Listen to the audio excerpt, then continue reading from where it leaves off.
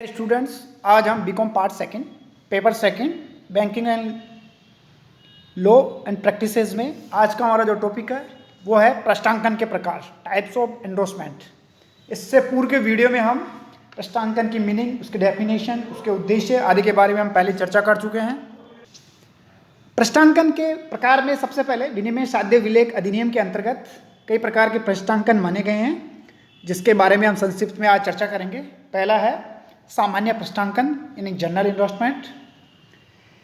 इसमें अधिनियम की जो धारा है उसकी 16 के अनुसार जब विलेख का प्रश्नांकन करता विलेख पर बिना किसी नाम लिखे केवल हस्ताक्षर कर देता है तो ऐसे प्रश्नांकन को सामान्य प्रश्नांकन अथवा खाली कोरा प्रश्नांकन यानी ब्लैंक एंडोर्समेंट कहा जाता है। ऐसा विलेख वाहक विलेख हो जाता है यानी बियर इंस्ट्रूमेंट हो जाता है और वह भुगतान ले सकता है यदि कोई चेक का मूल्य मूल रूप में आदेश चेक हो तो भी वह खाली प्रश्नांकन ही कहलाएगा।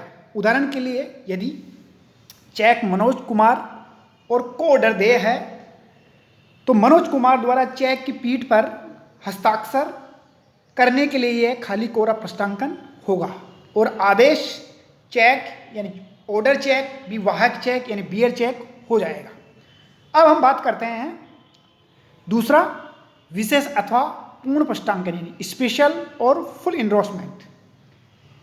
जब प्रश्नांकन करता विलेख पर किसी का नाम लिखकर उसके बाद अपने हस्ताक्षर करता है तो ऐसा प्रश्नांकन विशेष प्रश्नांकन अथवा स्पेशल एंडोर्समेंट या पूर्ण प्रश्नांकन जिसे हम फुल एंडोर्समेंट कहा जाता है। उदाहरण के लिए पे टू प्रदीप मित्तल और ऑर्डर साइंड होगा इसमें मनोज कुमार ओझा और डेट लिखी होगी नीचे 15/6 या जो भी डेट है हमारी। इसमें प्रदीप मित्तल को भी विलेख के आगे बेचान का अधिकार मिल गया है। तीसरा है कोरा प्रश्नांकन को पूर्ण प्रश्नांकन में बदलना। खाली अथवा कोरे प्रश्नांकन को उसका धारक उसे पूर्ण प्रश्नांकन यानी फुल एंडोर्समेंट में बदल सकता है। जब साधारण प्रश्नांकन में हस्ताक्षर के ऊपर किसी व्यक्ति का नाम लिख दिया जाए तो हमारे जो अधिनियम की धारा 49 है उसके अनुसार यह फुल प्रश्नांकन हो जाएगा, अर्थात फुल और स्पेशल एंडोर्समेंट। अब हम बात करते हैं, अगला हमारा है शर्त प्रश्नांकन यानी कंडीशनल एंडोर्समेंट। अधिनियम की जो धारा है 52 उसके अनुसार कोई प्रश्नांकन करता विलेख की राशि के भुगतान में कोई शर्त जोड़ देता है तो विलेख का भुगतान दायित्व उस शर्त के पूरा होने अथवा उल्लेखित घटना के घटने पर ही संभव होता है। जैसे उदाहरण लेते हैं हम, पे टू मोहन और order on his marriage Sunita Ramesh Chandra अथवा पे Mohan on arrival of his brother Ramesh Chandra. कहने का तात्पर्य है इस प्रकार के बेचान में जब तक शर्त पूरी नहीं होगी विलेख के भुगतान का दायित्व उत्पन्न नहीं होता। यदि ऐसी घटना का घटित होना संभव नहीं हो तो विलेख का दायित्व मुक्तहीन हो जाता है। पांचवा है दायित्वहीन प्रश्नांकन। इसमें अधिनियम की धारा 52 के अनुसार जब किसी विनिमय साध्य विलेख का प्रश्नांकन करता विलेख का प्रश्नांकन करते समय यह स्पष्ट कर देता है कि विलेख के अनादरण हो जाने पर वह विलेख धारक के प्रति उत्तरदायी नहीं होगा तो इस प्रकार के प्रश्नांकन को दायित्व रहित प्रश्नांकन यानी एंडोर्समेंट सेंस रिसोर्स कहा जाता है। उदाहरण के लिए number 1 pay to Shyam without recourse to him signed by Ramesh Chandra. दूसरा उदाहरण है हमारा पेज टू मोहन और order at his own risk और साइन कर दिए रमेश चंद्रा ने। तीसरा है pay to Manoj sans recourse sign Ramesh Chandra. इन सभी प्रश्नांकनों में प्रश्नांकन करता विलेख के बाद अपने ऊपर कोई दायित्व नहीं ले रहा है, अतः यह दायित्वहीन प्रश्नांकन कहलाएगा। छठा है हमारा ऐच्छिक प्रश्नांकन यानी फैकल्टेटिव एंडोर्समेंट।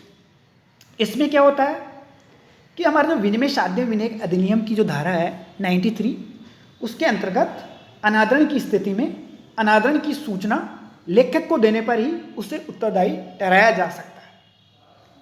किंतु यदि प्रश्नांकनकर्ता विलय के अनादरण की सूचना प्राप्त करने अपने अधिकार को त्याग दे तो ऐसा प्रश्नांकन वैकल्पिक प्रश्नांकन कहा जाता है, क्योंकि विलय का प्रमाण विलय के अनादरण की जो सूचना है विलेख लेखक को दे या न दे का विकल्प प्राप्त कर लेता है।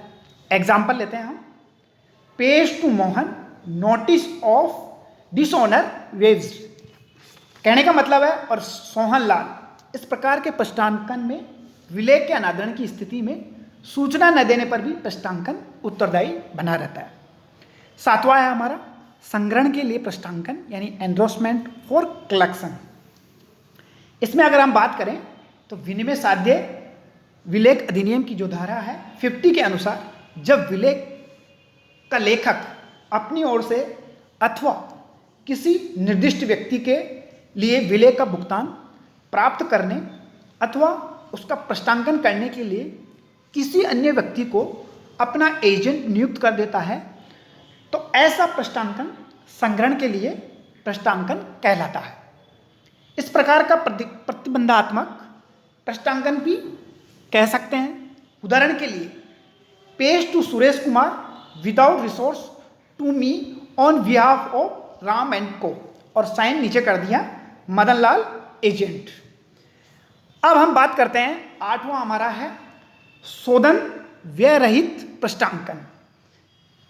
इसकी हम बात करें तो इस प्रश्नांकन में विलेख का लेखक स्पष्ट कर देता है कि वह विलेख पत्र की राशि में शोधन से संबंधित कोई व्यय वहन नहीं करेगा। इस प्रकार के प्रश्नांकन में शोधन व्यय से मुक्त हो जाता है। नौवां है हमारा प्रतिबंधित प्रश्नांकन यानी रिस्ट्रिक्टिव एंडोर्समेंट। विनिमय साध्य विलेय की जो धारा 50 के अनुसार प्रश्नांकन करने वाला स्पष्ट शब्दों द्वारा पहला आगे के प्रमापन पर रोक लगाकर, दूसरा प्रश्नांकित यानी एंडोसी को लेख पत्र पर एजेंट बनाकर, तीसरा लेख पत्र की राशि प्रश्नांकन स्वयं के लिए प्राप्त कर ऐसा कर सकता है। इससे प्रश्नांकित का विलेख के आगे प्रश्नांकन का अधिकार समाप्त हो जाता है। आदेश पर दे किसी भी विलेख का निम्न तरीके से प्रतिबंधात्मक प्रश्नांकन किया जा सकता है। उदाहरण के लिए पहली कंडीशन मान लीजिए हम लेते हैं, उसमें लिखा हो pay to Amrita Rai only और साइंड कर दे Ramesh Kumar. Number 2 pay to Ram for my use और साइन रमेश कुमार के हो।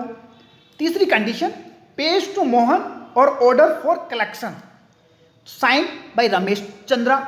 ऐसे प्रश्नांकनों का आगे प्रश्नांकन नहीं हो सकता, केवल बैंक द्वारा संग्रहण के लिए ही प्रश्नांकन करना संभव होता है।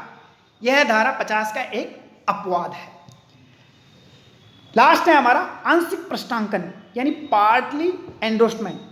अधिनियम की धारा 56 के अनुसार प्रश्नांकन पूर्ण राशि के लिए ही किया जाता है।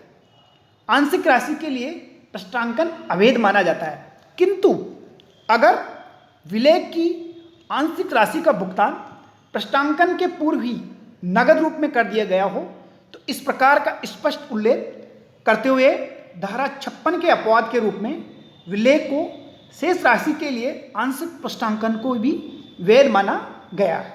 ऐसे प्रश्नांकन करते समय नगद भुगतान के संदर्भ में स्पष्ट उल्लेख आवश्यक है। जैसे हम एक उदाहरण लेते हैं, एक विलेख है मान लीजिए 6,000 रुपये का और उसमें 1,000 रुपये नगद चुका दिए गए हो तो शेष राशि बची कितनी 5,000 रुपये। इसके लिए आंशिक प्रश्नांकन करेंगे तो वो इस प्रकार होगा, पेश टू मोहन और order ₹5,000 being the unpaid received to bill signed by Manoj Kumar. इस तरह से हम प्रश्नांकन के जो प्रकार है उनकी संक्षिप्त व्याख्या कर सकते हैं। अब हम देखते हैं प्रश्नांकन की मान्यताएं यानी एग्जम्पशन ऑफ एंडोर्समेंट। विनिमय साध्य विलेख अधिनियम की जो धारा 118 के अनुसार निम्न मान्यता है। पहली, प्रत्येक प्रश्नांकन प्रतिफल के बदले में किया गया है। नंबर 2, विलेख का प्रश्नांकन जिस क्रम में है उसी क्रम में प्रश्नांकन माना जाएगा। तीसरी जो हमारी कंडीशन है इसकी मान्यता है वो है प्रश्नांकिकी को यह मानने का अधिकार है कि कि पृष्ठांकन का अधिकार पूर्ण एवं दोष रहित है, जैसे कि वासुदेव रामचंद्रन बनाम नेशनल सेविंग बैंक लिमिटेड 1951 के निर्णय में इसे स्वीकार किया गया है। चौथी जो इसकी मान्यता है वो है विलेख को लिखने या स्वीकृत करने में कोई जालसाजी नहीं है तथा विलेख पृष्ठांकन के समय सर्वथा दोष रहित है। पांचवी इसकी जो मान्यता है वो है विलेख का प्रत्येक धारक यथा विधि धारक माना जाता है। आज के टॉपिक में हम इतनी ही चर्चा करेंगे। कल हम देखेंगे पृष्ठांकन का जो स्वरूप है उसमें कौन कौन सी सावधानियां रखी जानी चाहिए, इसमें पृष्ठांकन के आदर्श सूचक शब्दों, उसकी पदवी अथवा शैक्षणिक डिग्री आदि का प्रयोग कैसे किया जाता है उसके बारे में हम चर्चा करेंगे। दूसरा, प्रशासनिक पद ऑब्लिक नाम के पृष्ठांकन जो होता है उसके बारे में चर्चा करेंगे। महिलाओं के लिए जो पृष्ठांकन है उसके लिए बारे में हम चर्चा करेंगे। अविवाहित महिला के लिए क्या प्रावधान है उसके बारे में हम चर्चा करेंगे। रबर स्टाम्प से कैसे पृष्ठांकन किया जाता है, संयुक्त प्रमाणों का पृष्ठांकन कैसे किया जाता है, उन सब के बारे में हम कल विस्तृत से चर्चा करेंगे। साथ ही संदिग्ध लेख पत्र क्या होते हैं और पृष्ठांकन को किस प्रकार रद्द किया जाता है, उन सब के बारे में हम कल विस्तृत रूप से चर्चा करेंगे और इसके कौन कौन से इफेक्ट्स आते हैं उसके बारे में हम कल देखेंगे। आज के लिए इतना ही। Thank you.